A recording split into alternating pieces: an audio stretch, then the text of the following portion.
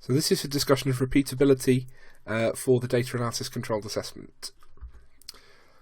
So repeatability is how close together repeated values in your experiment are. So if the repeats are close together, then we say the measurement has a high repeatability. So the repeatability can change throughout an experiment because it's different for each of the values of the independent variable. So if we look at this table, for example, of results for dropping a ball bearing from different heights and timing the amount of time it takes to hit a surface, then if we look at this set of data for 150 centimeters drop height, then we have 0.55, 0.57, 0.55. They are very closely grouped, so we'd say that those are repeatable. There's only a difference of 0.02 across the entire set of repeats.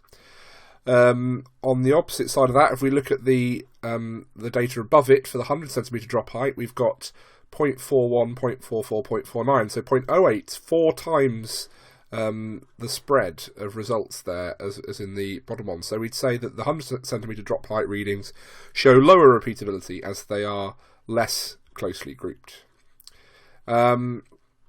So it's difficult to sort of judge repeatability in isolation. It's a lot easier to comment on changes in repeatability during the experiment. One other way to do it, which is very useful, is to, and you should do this, is to look at the range bars in your graph when you plot the data. So here's that same data plotted on a graph with range bars. Okay. Obviously, in your real experiment, you'll have more than 4 different values of the independent variable. You should have 6, really. But just for the sake of example, we've only got 4 here. So you can clearly see that that's highly repeatable set, right, where the repeats are very close together, produces, as you would expect, a very small range bar. Okay. So you don't necessarily need to look at the table. You can comment on repeatability by looking at the size of your range bars if they are plotted correctly. And similarly, the measurement with a fairly low repeatability has a much larger range bar. So it's difficult to sort of judge what constitutes a large range bar and a small range bar, but you can kind of see by looking at the graph, if the range bars are a similar sort of size compared to the size of the graph as the 100 centimeter value here, then that's probably quite a large range bar. And if they're the same sort of size as the 150 centimeter value, then they're a very small range bar, and you'd say high repeatability. So you need to be able to make a comment about this to get the highest marks in one of the strands in your data analysis. So just have a pause the video and comment on the repeatability of this data. So you have the table and the graph to comment on.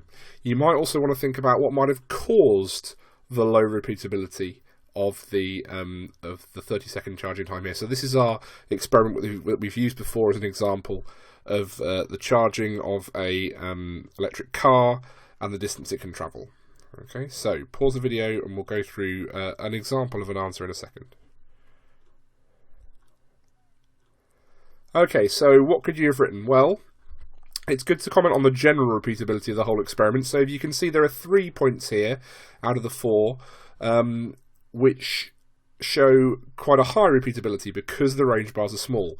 So when you make the comment, you need to link the high repeatability to the small size of the range bars. You must make that link. Okay, and then highlight the one that's different. The 30-second charging time data shows quite low repeatability due to the you could say that there are outliers in this data set. The 2.69 and 3.45 you could say are both outliers. I mean, it's difficult to make that judgment for 2 out of the 3 readings, but clearly something different has happened for that 30-second data set when you compare it with the 10, 20 and 40.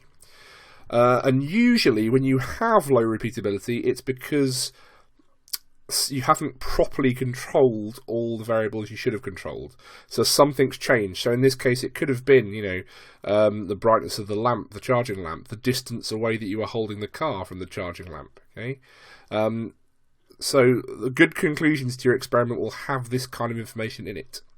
So that's what repeatability is. Make sure you talk about it and make sure you link repeatability to size of the range bars on your graph.